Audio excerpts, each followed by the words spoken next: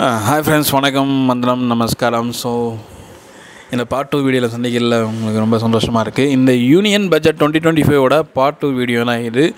So இந்த வீடியோவை நீங்கள் பார்க்க வந்திருக்கீங்க அப்படின்னா பார்ட் 1 வீடியோவை நீங்கள் பார்த்துருப்பீங்க. அப்படி நீங்கள் பார்க்கல அப்படின்னா பார்ட் 1 வீடியோவை பார்த்துட்டு வாங்க, அப்போ தான் உங்களுக்கு புரியும்.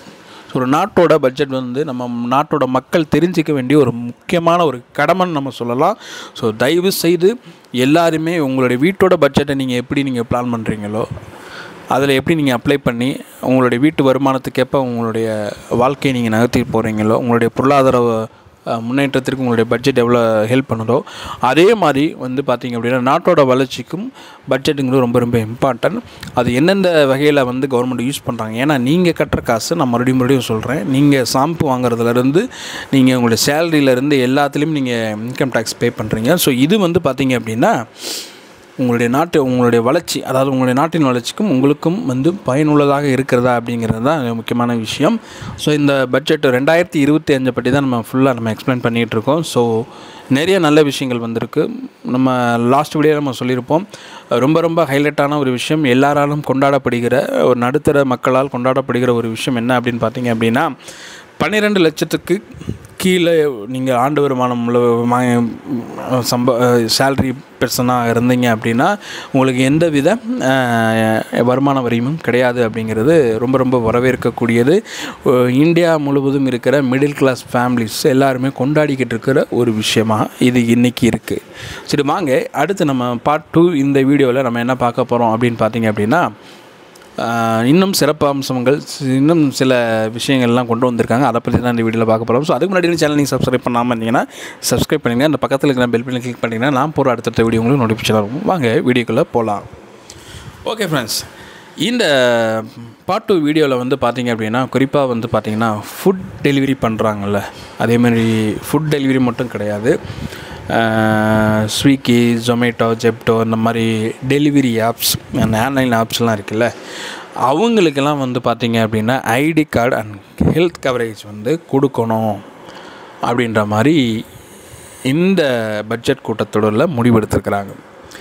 ஏன்னா ஃபுட் இன்றைக்கி வந்து பார்த்திங்க அப்படின்னா கிட்டத்தட்ட வந்து இந்தியாவில், அதுவும் மேக்ஸிமம் பார்த்திங்க அப்படின்னா மெட்ரோ சிட்டிஸில் பெரிய லெவலில் வந்து பார்த்திங்க அப்படின்னா இந்த ஃபுட் டெலிவரியாக இருக்கட்டும், அதே மாதிரி பார்த்திங்க அப்படின்னா ஆன்லைன் டெலிவரியாக இருக்கட்டும், இவங்களுடைய இன்வால்வ்மெண்ட்டு அதிகமாக இருக்குது அப்படின்னு தான் சொல்ல முடியும். ஏன்னா எல்லாருமே இந்த மெட்ரோ சிட்டிஸில் வந்து பார்த்திங்க அப்படின்னா மிஷின்ஸ் லைஃப் வாழ்ந்துட்டு இருக்கிறாங்க. ஏன்னா காலையில் எந்திரிக்கிறாங்க, கிளம்புறாங்க, ஆஃபீஸ் போகிறாங்க, மறுபடியும் நைட்டு வராங்க. இந்த மாதிரி இருக்கிறப்ப அவங்களுக்கு சமைக்கிற கூட இந்த டைம் வைக்காது. அந்த மாதிரி டைமில் வந்து அவங்க என்ன பண்ணுறாங்கன்னா ஒரே ஆப்ஷன், அவங்க ஆஃபீஸில் இருந்தாலும் சரி, வீட்டில் இருந்தாலும் சரி, உடனே வந்துட்டு நியர்பை இருக்கிற ஹோட்டல்ஸில் வந்து ஆர்டர் பண்ணி இது பண்ணுறாங்க. அப்போ இந்த டிராஃபிக்லேயும் என்ன பண்ணுறாங்க அப்படின்னா இந்த ஃபுட் டெலிவரி அவங்க பண்ணுற பர்சன்ஸ் என்ன பண்ணுறாங்க, எந்த ஒரு இது மழையாக இருந்தாலும் சரி, புயலாக இருந்தாலும் சரி, அதெல்லாம் பொருட்படுத்தாமல் என்ன பண்ணுறாங்க அப்படின்னா சில நேரம் கிட்ட இருக்கும், சில நேரம் கொஞ்சம் லாங் டிஸ்டன்ஸாக இருக்கும், அந்த மாதிரி இடங்களில் போய் இதெல்லாம் டெலிவரி பண்ணுறாங்க, வைக்கிறாங்க. ஆனால் அவங்களுக்கு இப்போ வரைக்கும் பார்த்திங்க அப்படின்னா உங்களோட கம்பெனிலேருந்து எந்த ஒரு ஐடி கார்டோ இல்லை வந்து பார்த்திங்க அப்படின்னா அவங்களுடைய உயிருக்கு உத்தரவமான எந்த ஒரு ஹெல்த் கவரேஜ் எதுவுமே கிடையாது அவங்களுக்கு. அவங்க வந்து அந்த மாதிரி ஏதாவது பண்ணணும் அப்படின்னா அவங்க ப்ரைவேட்டில் தான் ஏதாவது இன்சூரன்ஸ் வச்சுக்கணுமே தவிர அவங்களுக்குன்னு வந்து பார்த்திங்க அப்படின்னா எந்த ஒரு ஹெல்த் கவரேஜோ எந்த இதுவுமே கிடையாது. அதை வந்து ரொம்ப கன்சிடர் பண்ணி இந்த பட்ஜெட் தொடரில் நம்மளுடைய ஃபினான்ஷியல் மினிஸ்டர் நிர்மலா சீதாராமன் அவங்களே வந்து பார்த்திங்கன்னா நிறைய இடத்துல ஆர்டர் போட்டு சாப்பிட்ருப்பான்னு நினைக்கிறேன். அவங்க ஏதாவது ஒருத்தர் வந்து புலம்பிருக்கலாம் அவங்கள்ட்ட வந்து இந்த மாதிரி வந்து எங்களுடைய உயிருக்கு எந்த உத்தரவாதமும் இல்லை, எங்களுக்கு ஏதாவது ஒரு ஆக்சிடென்ட் நடந்தாலுமே வந்து பார்த்திங்க அப்படின்னா கம்பெனிலேருந்து எங்களுக்கு எந்த ஒரு ஐடி கார்டோ இல்லை எந்த ஒரு ஹெல்த் கவரேஜஸோ இன்சூரன்ஸோ எதுவுமே கிடையாது. ஸோ அப்படின்ற மாதிரி ஏதாவது புலம்பிருக்கலாம். இன்னொன்று வந்து எல்லாருமே பார்த்துட்டு தானே இருக்கோம், நம்ம ஒரு காரில் போகிறோம் அப்படின்னு பார்த்திங்க அப்படின்னா நம்ம காரில் போகிறதுக்குள்ளே அத்தனை பேர் கிட்டத்தட்ட படித்த இளைஞர்கள் தான் இன்றைக்கி அதிகமாக, படிக்காதவங்களை விட இந்த மாதிரி வந்து ஃபுட் டெலிவரியில் வந்து பார்த்திங்கன்னா பார்ட் டைம் நல்ல ஒரு வேலையில் இருப்பாங்க, இல்லை நல்ல ஒரு படிப்பு படிச்சுக்கிட்டு இருப்பாங்க. ஸோ அவங்களுடைய வாழ்வாதாரத்துக்காண்டி என்ன பண்ணுவாங்க, பொருளாதாரத்துக்காண்டி இந்த மாதிரி ஃபுட் டெலிவரி ஒர்க்கெலாம் பண்ணுவாங்க. ஸோ அப்படிங்கிறப்ப அது வந்து நம்ம ரொம்ப கன்சிடர் பண்ணுறது ரொம்ப நல்லது. அவங்களுடைய ஹெல்த் கவரேஜ் வந்து பிளான் பண்ணியிருக்கிறாங்க. ஓகே, அதே மாதிரி பார்த்திங்க அப்படின்னா gig workers, temporary of freelance workers, especially informal and demand basis, இதில் இந்த மாதிரி இருக்கிறவங்க. அதே மாதிரி பார்த்திங்கன்னா 1 crore gig workers in India 1 crore gig workers வந்து இந்தியா ஃபுல்லாக இருக்காங்க. குறிப்பாக பார்த்திங்கன்னா delivery partners from Swiggy, Zomato, Zepto, Big Basket இந்த மாதிரி இருக்கிற இவங்களுக்கு எல்லாத்துக்குமே வந்து ஐடி கார்டு ப்ளஸ் வந்து பார்த்திங்க அப்படின்னா அவங்களுடைய ஹெல்த் கவரேஜ் இந்த மாதிரி விஷயங்கள்லாம் வந்து நடைமுறைப்படுத்தப்படுன்ற மாதிரி சொல்லியிருக்கிறாங்க. முக்கியமான விஷயம் பார்த்திங்க அப்படின்னா ஹெல்த் பெனிஃபிட்ஸ், அதாவது நம்மளுடைய பிரதமர் மோடி அவர்களுடைய ஹெல்த் கேர் பெனிஃபிட்ஸ், அதாவது பிஎம் ஜன ஆரோக்கிய யோஜனா இன்சூரன்ஸ் வந்து பார்த்திங்க அப்படின்னா அது social security scheme for welfare and online platform workers. அதே மாதிரி union ministry of labour and employment, so registration monitoring separate portal.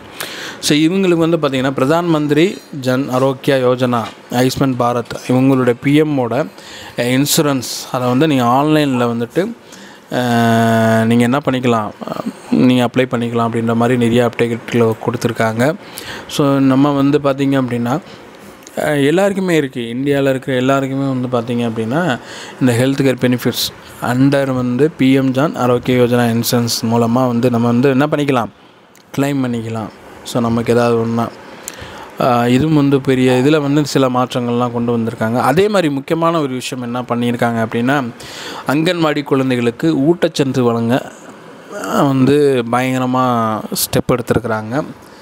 குறிப்பாக வந்து பார்த்திங்கன்னா நம்மளுடைய நாட்டில் 8 கோடி குழந்தைகள், அதாவது பள்ளி செல்வதற்கு முன்பாக மிடில் கிளாஸை விட ஒரு லோ கிளாஸில் இருக்கிற பீப்புள்ஸ் இருக்காங்கள்ல, அந்த பீப்புள்ஸோட குழந்தைகள் வந்து பார்த்திங்க அப்படின்னா இந்த மிடில் கிளாஸ் ஓகே தான், அந்த லோ கிளாஸில் இருக்கிற அந்த பீப்புள்ஸ்லாம் வந்து பார்த்திங்க அப்படின்னா நம்மளே இன்றைக்கி இருக்கிற மிடில் கிளாஸ் வந்து இன்னும் ஒரு 30 வருடங்களுக்கு முன்பாக லோ கிளாஸாக இந்த அங்கன்வாடி இந்த மாதிரி ஸ்கூலில் சேர்த்து விட்டு தான் போயிருப்பாங்க. ஸ்கூலுக்கு முன்னாடி அவங்கள ஸ்கூலுக்கு அனுப்புறதுக்கு முன்னாடி அவங்கள அந்த மாதிரி ஒரு பழக்கப்படுத்தணுமேங்கிறதுக்காண்டி இன்னொரு விஷயம், அந்த குழந்தைகளுக்கு தேவையான ஒரு முக்கியமான ஒரு விஷயம் என்னென்னா ஊட்டச்சத்து. இது வந்து பார்த்திங்க அப்படின்னா முக்கியம் அப்படிங்கிறதுனால 8 கோடி குழந்தைகளுக்கு வந்து பார்த்திங்க அப்படின்னா இந்த வறுமை கோட்டு கீழே இருக்காங்க. அந்த குழந்தைகளுக்கு வந்து நல்ல ஒரு ஊட்டச்சத்து கிடைக்கணும் அப்படிங்கிறதுல வந்து கவர்மெண்ட் வந்து ஒரு சில விஷயங்கள்லாம் கொண்டு வந்திருக்காங்க. இதுவும் வந்து பார்த்திங்க அப்படின்னா ரொம்ப ரொம்ப வரவேற்கக்கூடிய ஒரு விஷயம்தான். ஏன்னா இன்றைக்கி வந்து பார்த்திங்க அப்படின்னா தமிழ்நாடு ஓகேனா, நீங்கள் அந்த சைடு எடுத்துட்டிங்க அப்படின்னா ரொம்ப ரொம்ப எப்படி சொல்கிறதுன்னா வறுமை கோட்டுக்கு கீழே ரொம்ப வாழ்கிற மக்கள்லாம் அதிகமாக இருக்கிறாங்க இந்த நார்த் இந்தியா சைடெலாம். அவங்களுடைய டெய்லியோட சாப்பாடுக்காக அவங்க வந்து கிட்டத்தட்ட வந்துங்கன்னா 8 மணி நேரம் இல்லை 10 மணி நேரம்லாம் உழைக்கிறாங்க. நம்மளே பார்க்க முடியுது இங்கே தமிழ்நாட்டில் நடக்கிற வேலைகளுக்கு. இது பார்த்திங்கன்னா பால வேலை மெட்ரோ இந்த மாதிரி பெரிய பெரிய பில்டிங் கன்ஸ்ட்ரக்ஷன் வேலையெல்லாம் பார்த்திங்க அப்படின்னா நார்த் சைடில் உள்ளவங்க தான் மேக்ஸிமம் பார்த்திங்க அப்படின்னா பீகார், யூபி இந்த மாதிரி ஏரியாக்கள்லேருந்து வந்தவங்க தான் அதிகமாக இருப்பாங்க. காரணம் என்ன அப்படின்னு பார்த்திங்க அப்படின்னா அங்கே வந்து பார்த்திங்க அப்படின்னா மக்களுடைய பொருளாதாரம் பணப்புழக்கம்லாம் பயங்கர வீக்கமாக இருக்கும். இன்னொன்று அவங்களுக்கு வந்து அந்த வேலை வாய்ப்புங்கிறது வந்து பார்த்திங்க அப்படின்னா ஒரு பெரிய கேள்விக்குறியாக இருக்கும். அதனால தான் எல்லாருமே என்ன பண்ணுறாங்கன்னா இந்த சவுத் இந்தியாவை நோக்கி படையெடுத்து வராங்க. இங்கே ஒரு 200 300 கிடச்சா போதும்னு சொல்லிட்டு என்ன பண்ணுறாங்க, இங்கே இருக்கிற எல்லா வேலைகளிலுமே நீங்கள் ஹோட்டலாக இருக்கட்டும், சலூனாக இருக்கட்டும், இல்லை ஒரு அப்பார்ட்மெண்ட்டு பில்டிங் கன்ஸ்ட்ரக்ஷனாக இருக்கட்டும், ரோடு போடுறதா இருக்கட்டும், எல்லாத்துலேயுமே அவங்க இன்றைக்கி அதிகமாக இருக்கிறாங்க. காரணம் என்ன அப்படின்னா இதுதான். இப்போ அவங்களுடைய குழந்தைகளுக்கு வந்து பார்த்திங்க அப்படின்னா ஒரு சரியான ஒரு ஊட்டச்சத்து வேணும். இன்னொன்று ஏன்னா குழந்தைகள் வந்து பார்த்திங்க அப்படின்னா வளரும் போதே அவங்களுக்கு தேவையான அவங்களோட வளர்ச்சிக்கு தேவையான ஏன்னா இன்னர் ஆர்கான்ஸ்லாம் வந்து பார்த்திங்க அப்படின்னா நல்ல சத்தான உணவுப் பொருட்களில் ஸ்டார்டிங்லேருந்து குழந்தைலேருந்து சாப்பிடும்போது தான் அதுகளுக்கு என்ன வேணும், இன்னர் ஆர்கான்ஸ்லேருந்து பிரெயின்லேருந்து எல்லாமே வந்து நல்லபடியாக ஹெல்த்தாக இருக்கும். ஸோ அதுக்காண்டி வந்து பார்த்திங்கன்னா ரொம்ப ரொம்ப ஒரு முக்கியமான இனிஷியேட்டிவ் எடுத்துருக்கிறாங்க. ஸோ ரொம்ப பாராட்டுக்குரிய ஒரு விஷயம். இன்னொரு வந்து பார்த்திங்க அப்படின்னா மாணவர்களுக்கு வந்து தாய்மொழியிலேயே டிஜிட்டல் முறைகள் பாடங்கள் கற்பிக்கப்படும் அப்படின்ற மாதிரி ஒரு அப்டேட் கொண்டு வந்துருக்குறாங்க. அதாவது பார்த்திங்க அப்படின்னா நீங்கள் எந்த தாய்மொழியில் இருக்கீங்க, அதாவது நீங்கள் தமிழில் இருக்கீங்க அப்படின்னா தமிழ் மொழியிலேயே உங்களுக்கு வந்து பார்த்திங்க அப்படின்னா உங்களுக்கு பாடங்கள்லாம் எல்லாமே வந்து டிஜிட்டல் முறையில் வந்து உங்களுக்கு கற்பிக்கப்படும் அப்படின்ற மாதிரி ஒரு அப்டேட் கொடுத்துருக்குறாங்க. இது எங்கள் காலகட்டத்திலாம் கொண்டு வந்தால் நாங்களாம் நேரம் பெரிய லெவலில் வந்திருக்கலாம். ஏன்னா அப்படின்னா இங்கிலீஷுங்கிற ஒரு விஷயத்தினால வந்து பார்த்திங்க அப்படின்னா நிறைய பேருடைய திறமைகள் எல்லாமே மூடப்பட்டு அவங்கெல்லாம் வந்து அடுத்த லெவலுக்கு போகிறதுக்கு யோசிக்காத அளவுக்கு ஆக்கி விட்டாங்க. வேறு ஒன்றுமே கிடையாது. ஆங்கிலங்கிறது ஒரு மொழி. அந்த மொழியை வந்து நம்மள்கிட்ட வந்து அதாவது எப்படி சொல்கிறதுனா ஒரு மாதிரி நம்மளை வந்து பயன்படுத்தி வச்சுட்டாங்க. இங்கிலீஷ் வராதுன்னு சொல்லிட்டு நம்மளை பயன்படுத்தி அந்த இங்கிலீஷை வந்து வச்சு வந்து பார்த்திங்க அப்படின்னா இன்றைக்கி இந்தியாவில் வந்து பயங்கரமாக பிஸ்னஸ் நடந்துகிட்ருக்கு. என்ன அப்படின்னா மெட்ரிகுலேஷனு, சிபிஎஸ்சி, இந்த மாதிரி இன்டர்நேஷ்னல் ஸ்கூலு இந்த மாதிரிலாம் வச்சுட்டு இதே வந்து நீங்கள் ஸ்டேட் போர்ட்லேயோ நீங்கள் கவர்மெண்ட் ஸ்கூல்லையோ வந்து பார்த்திங்க அப்படின்னா இந்த ஆங்கில வழி கல்வியை முறையாக வந்து மாணவர்களுக்கு கற்றுக் கொடுத்துருந்தாங்க அப்படின்னா இன்றைக்கி எத்தனையோ வந்து அறிவாளிகள் இன்றைக்கி வந்து பார்த்திங்க அப்படின்னா இப்போ இருக்கிற சூழ்நிலையில் இருக்கிறவங்க எல்லாமே பார்த்திங்க அப்படின்னா மெட்ரிகுலேஷன் இப்போ ஃபண்டமெண்டலாக பார்த்திங்க அப்படின்னா மெட்ரிகுலேஷன், சிபிஎஸ்சி இதில் இருந்து போகிறவங்க தான் நிறையா ஃபீல்டில் வந்து பெரிய பெரிய ஆளாக இருக்கிறாங்க. குறிப்பாக சொல்லணும் அப்படின்னு பார்த்திங்க அப்படின்னா ஒரு சிலர் மட்டும்தான் பார்த்திங்க அப்படின்னா ஸ்டேட் போர்ட்லேருந்து போய் பெரிய ஆளாக இருக்கிறாங்க. அவங்க ரொம்ப பெரிய ஆளாக இருக்காங்க, நம்ம அதையும் மறக்க முடியாது. ஆனால் நிறைய பேர் வந்து பார்த்திங்க அப்படின்னா நீங்கள் எந்த ஒரு ஜாப்பில் இருந்தாலும் அதிகபட்சம் பார்த்திங்க அப்படின்னா நாலேஜ் இருக்குது இல்லையோ அந்த வேலையை நீங்கள் கரெக்டாக சரியா இல்லையோ நான் ஆங்கிலம்ங்கிறது கல்வி, அதாவது இந்தியாவில் வந்து இங்கிலீஷ் உனக்கு தெரிஞ்சால் போதும், நீ என்ன வேணால் பண்ணிக்கலான்ற மாதிரி மைண்ட் செட்டு. அந்த மாதிரி ஒரு சூழ்நிலையில் இருந்ததுனால தான் வந்து பார்த்திங்கன்னா ஏகப்பட்ட பேர் உண்மையான திறமைசாலிகள் கூட அந்த இங்கிலீஷ் பேச பயந்துக்கிட்டு அந்த இங்கிலீஷ்க்கு பயந்துக்கிட்டு என்ன பண்ணுறாங்க, அந்த இதில் இருந்து அவங்கள சொந்த கனவு அந்த இதெல்லாம் வந்து தொலைச்சிட்டு வெளியே போயிடுறாங்க. ஸோ இது ஒரு பெரிய இதுவாக இருந்தது. ஆனால் அதனால தான் இன்றைக்கி வந்து இந்த பட்ஜெட் தாக்கத்தூடுதலில் வந்து ஒரு சில விஷயங்களை கொண்டு வந்திருக்காங்க.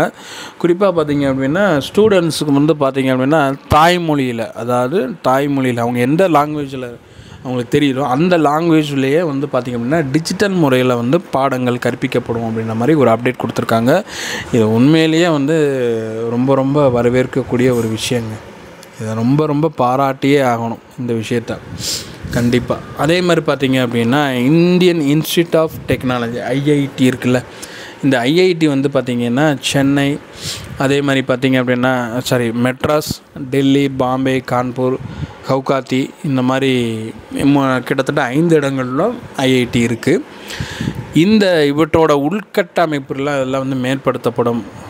இன்னொன்று வந்து பார்த்திங்கன்னா பாட்னாவில் இருக்கிற அந்த ஐஐடி வந்து விரிவுபடுத்தப்படும் அப்படிங்கிற ஒரு அப்டேட்டையும் கொடுத்துருக்குறாங்க.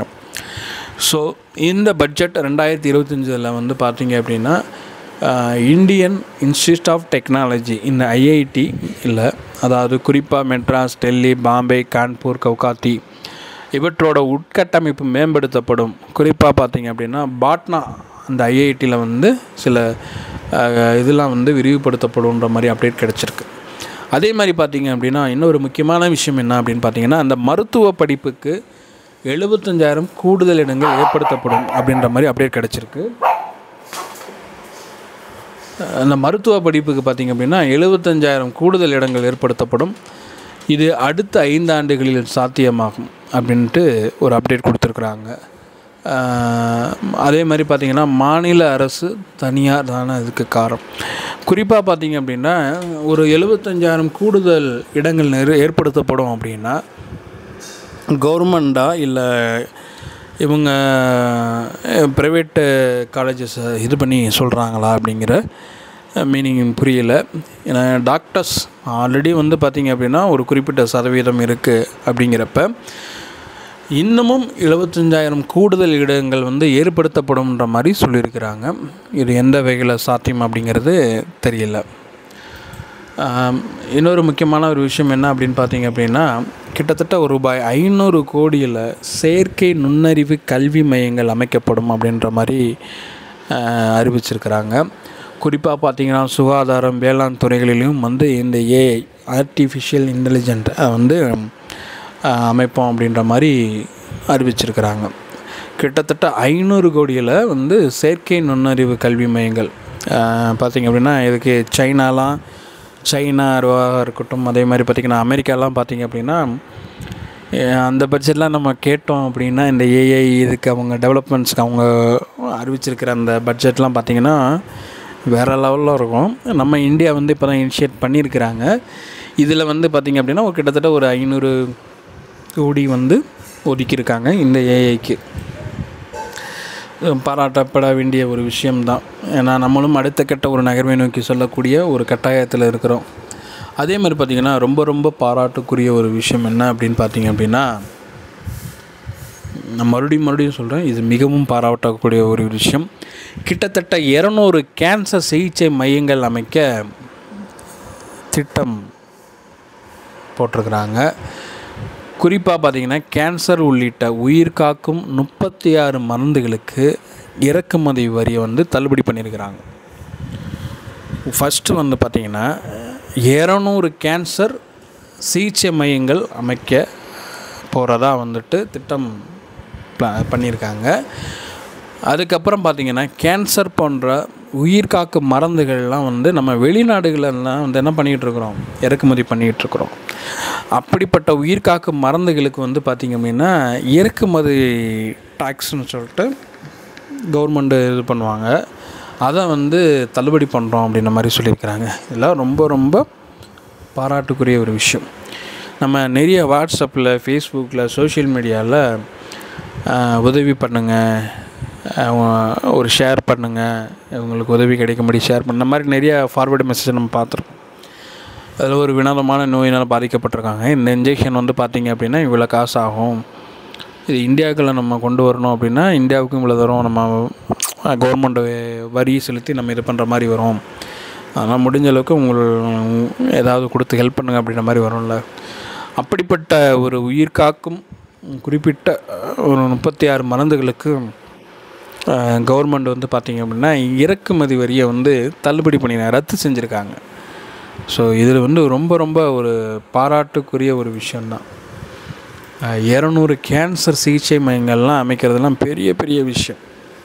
ஓகே, இன்னொரு முக்கியமான விஷயம் என்ன அப்படின்னு பார்த்திங்கன்னா, கிராமப்புறங்களில் 1.5 லட்சம் 1.5 lakhs தபால் நிலையங்கள், புதிதாக தபால் நிலையங்கள் ஏற்படுத்தப்படும் அப்படின்ற மாதிரி அப்டேட் கிடச்சிருக்கு. ஏற்கனவே இருக்கிற தபால் நிலையங்கள்லாம் என்ன ஆச்சு அப்படிங்கிறது தெரியல. இது எந்தளவுக்கு வந்து புரியல, எதுக்காக இதை கொண்டு போகிறாங்க அப்படிங்கிற அப்டேட் வந்து பின்னாட்கள் நமக்கு கிடைக்கும். ஏன்னா இன்றைக்கி நம்ம வந்து நிறையா தபால் நிலையங்களில் வந்து நம்ம தபால்லாம் வந்து நமக்கு கிடைக்கிறது கிடையாது. இப்போ இந்தியன் போஸ்ட் அப்படின்ற மாதிரி கொரியர்லாம் வருது, கவர்மெண்ட் சம்மந்தப்பட்டமான கொரியர் இதெல்லாம் வந்து நமக்கு அதில் தான் வருது. சரி, அது ஒரு வகையில் அது பயன்படுது. இன்னொரு முக்கியமான ஒரு விஷயம் பார்த்திங்கன்னா அப்படின்னா, சில சேமிப்பு திட்டங்கள்லாம் வந்து பார்த்திங்க அப்படின்னா இந்த தபால் நிலையங்களில் இருக்குது. இன்னொன்று அதே மாதிரி பார்த்திங்க அப்படின்னா, நீங்கள் ஏதாவது ஒரு பாஸ்போர்ட்டு இந்த மாதிரி விஷயங்கள் நீங்கள் கான்டாக்ட் வைக்கணும் அப்படின்றப்ப நீங்கள் இந்த போஸ்ட் ஆஃபீஸை நீங்கள் ஃபாலோ பண்ணால் போதும். ஸோ அதனால் வந்து அந்த மாதிரி விஷயங்களுக்காக நீங்கள் இது கொண்டு வராங்க அப்படிங்கிறப்ப இது பாராட்டுக்குரிய விஷயந்தான். ஏன்னா இன்றைக்கி வந்து முதல் தான் வந்து பார்த்திங்க அப்படின்னா தபால் நிலையங்கள் வந்து பார்த்திங்க அப்படின்னா ஒன்லி வந்து பார்த்திங்கன்னா லெட்டர் நம்ம அனுப்புவோம், அதை வந்து கொண்டு கொடுப்பாங்க. இப்போ வந்து கொரியர்ன்ற மாதிரி வந்துருச்சு, சேமிப்பு திட்டங்கள் நிறையா வந்துருச்சு. அதே மாதிரி வந்து ஏதாவது ஒரு அட்ரஸ் வெரிஃபிகேஷன் இந்த மாதிரி நிறையா விஷயங்களுக்கு இப்போ கவர்மெண்ட் வந்து என்ன பண்ணுறாங்க அப்படின்னா இந்த மாதிரி கிராமப்புறங்களில் இந்த போஸ்ட் ஆஃபீஸை வந்துட்டு யூஸ் பண்ணிக்கிறாங்க. குறிப்பாக பார்த்திங்க அப்படின்னா இந்த பட்ஜெட் கூட்டத்தொடரில் கிட்டத்தட்ட 1.5 lakhs புதிய தபால் நிலையங்கள் ஏற்படுத்தப்படும் சொல்லிட்டு அறிவிச்சிருக்கிறாங்க. ஸோ இது பாராட்டுப்படக்கூடிய ஒரு விஷயம்தான். இது வந்து இன்னமும் இதில் இந்த இது மட்டும் இல்லாமல் இன்னும் நிறையா அப்டேட்டுகள் அதை கொடுத்துருந்தா இன்னமும் சூப்பராக இருந்திருக்கும். அப்புறம் பார்த்திங்க அப்படின்னா லித்தியம் பேட்டரிக்கு சுங்க வரி வந்து குறைச்சிருக்கிறாங்க. இதனால் பார்த்திங்க அப்படின்னா எலக்ட்ரிக் வெஹிக்கல்ஸோட ரேட்டு எல்லாம் கம்மியாகுன்ற மாதிரி எதிர்பார்க்கப்படுகிறது. ஸோ லித்தியம் பேட்ரி, இந்த லித்தியம் பேட்டரியில் தான் வந்து இதோட வந்து சுங்க வரி வந்து பார்த்திங்க அப்படின்னா கம்மி பண்ணியிருக்கிறதுனால எலக்ட்ரிக் ஸ்கூட்டராக இருக்கட்டும், வெஹிக்கிள் அதாவது காராக இருக்கட்டும், அதே மாதிரி 3 வீலராக இருக்கட்டும், இதெல்லாம் அதோடைய வெயிட்டெல்லாம் வந்து கம்மியாக வாய்ப்பு இருக்குது அப்படின்னு சொல்லியிருக்கிறாங்க. இப்போ நம்ம வந்து ஒரு சில விஷயங்களை நம்ம பார்த்தோம்ல, இப்போ அதே மாதிரி ஒரு சின்ன எக்ஸாம்பிள் வந்து நம்ம பார்க்கலாம். இப்போ ஒரு ₹100 இருக்குன்னு வச்சுக்கோங்களேன். ஒரு ₹100 நீங்கள் வச்சுக்கோங்க. ஒரு எக்ஸாம்பிளுக்கு ₹100 வருவாயும் செலவும் அப்படிங்கிற மாதிரி நம்ம இந்த பட்ஜெட்டை வந்துட்டு நம்ம கொஞ்சம் எக்ஸ்பிளைன் பண்ணி பார்ப்போம். ஃபஸ்ட்டு ₹100 இந்திய அரசின் வருவாயும் செலவும் பட்ஜெட் 2025-26. இதில் ₹24 இருக்குல்ல, அது வந்து கடன் வாங்குதல். 22 பைசா வந்து வருமான வரி. 18 பைசா வந்து பார்த்திங்க அப்படின்னா ஜிஎஸ்டி மற்றும் பிற வரிகள். 17 பைசா வந்து பார்த்திங்கன்னா கார்ப்பரேட் வரி. நான் ரூபாயில் சொல்கிறேன், அப்போ தான் உங்களுக்கு புரியும். ₹100 இந்திய அரசின் வருவாயும் செலவும் நம்ம பார்த்தோம் அப்படின்னா ₹24 வந்து பார்த்திங்க அப்படின்னா கடன் வாங்குதல், ₹22 பார்த்திங்க அப்படின்னா வருமான வரி, ₹18 வந்து பார்த்திங்கன்னா ஜிஎஸ்டி மற்றும் பிற வரிகள், ₹17 பார்த்திங்க அப்படின்னா கார்ப்பரேட் வரி, ₹9 பார்த்திங்க அப்படின்னா வரியல்லா வருமானம், ₹5 பார்த்திங்கன்னா ஒன்றிய கலால் வரி, ₹4 பார்த்திங்க அப்படின்னா சுங்க வரி, ₹1 பார்த்திங்க அப்படின்னா கடனில்லா மூலதன வருவாய். இதெல்லாம் வந்து பார்த்திங்க அப்படின்னா அந்த ₹100 ஒரு எக்ஸாம்பிளுக்காக நம்ம சொல்லப்பட்ட வரி. இந்த வரிகள்லாம் வந்து தான் ஒரு வருவாயாக வந்து இதை நம்ம வந்து எதில் செலவு பண்ணுறோம் அப்படிங்கிறது ரொம்ப ரொம்ப முக்கியம் வந்து பார்க்க போகிறோம். அதே மாதிரி பார்த்திங்க அப்படின்னா இதில் வந்து செலவு என்ன அப்படின்னு பார்த்திங்கன்னா ₹22 வந்து பார்த்திங்கன்னா மாநில வரி பகிர்வு. அதே மாதிரி ₹20 வந்து கடன் வட்டி. அதே மாதிரி ₹8 வந்து பார்த்திங்கன்னா ஒன்றிய அரசு நிதியுதவி திட்டங்கள். ₹8 வந்து பார்த்திங்க அப்படின்னா நிதிக்குழு மற்றும் பிற பரிமாற்றங்கள். இன்னொரு ₹8 வந்து பார்த்திங்கன்னா பாதுகாப்புக்கு. ₹6 வந்து பார்த்திங்க அப்படின்னா மானியம். ₹4 வந்து பார்த்திங்கன்னா பென்ஷனு. ₹8 வந்து பார்த்திங்கன்னா பிற செலவினங்கள். இதெல்லாம் வந்து பார்த்திங்கன்னா செலவு. சரிங்களா? ஒரு ₹100 இந்தியாவோட பொருளாதார செலவு என்ன, வருவாய் என்ன அப்படிங்கிறத நம்ம ஒரு சின்ன எக்ஸாம்பிள் மூலமாக நம்ம பார்த்தோம். இதுதான் பார்த்திங்கன்னா ஒரு எக்ஸ்ப்ளனேஷன். ஓகே, இப்போ நம்ம பார்க்க வேண்டிய முக்கியமான ஒரு விஷயம் என்ன அப்படின்னு பார்த்திங்க அப்படின்னா இந்த வருவாயில் இப்போ நாட்டோட பொருளாதாரத்தை நம்ம உயர்த்தணும் அப்படின்னு பார்த்திங்க அப்படின்னா ஒரு சில உட்கட்ட மேம்பாடுகளை நம்ம பண்ணி தான் ஆகணும். நாட்டோட பொருளாதாரத்துக்கு நம்ம இன்க்ரீஸ் பண்ணணும் அப்படின்னா நம்ம குறிப்பாக சொல்லியிருந்தோம்ல, இந்த பருத்தியோட அந்த உற்பத்தியை ஊக்குவிக்கணும், விவசாயிகளுடைய இதை இது பண்ணணும். அதுக்கப்புறம் பார்த்திங்கன்னா ஏஐ இந்த மாதிரி விஷயங்களை வந்துட்டு இம்ப்ரூவ் பண்ணணும். அதே மாதிரி ஐஐடி இந்த மாதிரி இதில் வந்துட்டு உட்கட்டமைப்புகளை மேம்படுத்தணும். இந்த மாதிரி நிறைய அப்டேட்ஸ்லாம் கொடுத்துருந்தாங்கல்ல. ஸோ இதெல்லாம் வந்து பார்த்திங்க அப்படின்னா ஒரு நாட்டோட வளர்ச்சிக்கு ரொம்ப ரொம்ப முக்கியமான ஒரு விஷயம். அதில் வந்து அவங்க சில மாற்றங்களை கொண்டு வந்திருக்காங்க. சரி, ஓகே, இந்த வீடியோவில் நம்ம இந்த பட்ஜெட் இப்போ நம்ம பேசின விஷயங்களை வச்சு நம்ம சிந்திக்க வேண்டிய ஒரு விஷயம் என்ன அப்படின்னா டெலிவரி ஊழியர்களை இன்னும் காக்க சில திட்டங்கள்லாம் கொண்டு வரணும். ஏன்னா இந்த மாதிரி ஆன்லைன் ஆர்டரு திங்ஸ் எல்லாம் டெலிவரி பண்ணுறாங்கல்ல, அவங்களுக்கு இன்னமும் பார்த்திங்க அப்படின்னா அவங்களுடைய வாழ்வாதாரத்துக்கும் சரி, அவங்களுடைய பாதுகாப்புக்கும் சரி, அவங்களுடைய ஹெல்த்துக்கும் சரி, இன்னமும் நிறைய திட்டங்கள் அவங்களுக்காக கொண்டு வரப்படணும். இன்னொரு விஷயம், ஊட்டச்சத்து குறைபாடு பற்றி ஆய்வு பட்டியல் தயாரிக்கணும். அதாவது எவ்வளோ மக்கள் தொகையில் எத்தனை பேர் வந்து குழந்தைகள் அவங்க வந்து ஊட்டச்சத்து குறைபாடுனால பாதிக்கப்பட்டிருக்காங்க. ஸோ அவங்கள வந்து பார்த்திங்க அப்படின்னா ரொம்ப இதாக பண்ணி கன்சிடர் பண்ணி அவங்கள இது பண்ணி அதற்கான ஃபுட்ஸ் வந்து அவங்களுக்கு வந்துட்டு வழங்கப்படணும். குழந்தைகளுடைய நலன் நாட்டினுடைய எதிர்காலத்துக்கு நலனுக்கு ரொம்ப முக்கியமான ஒரு விஷயம். இதையும் ரொம்ப கன்சிடர் பண்ணணும்.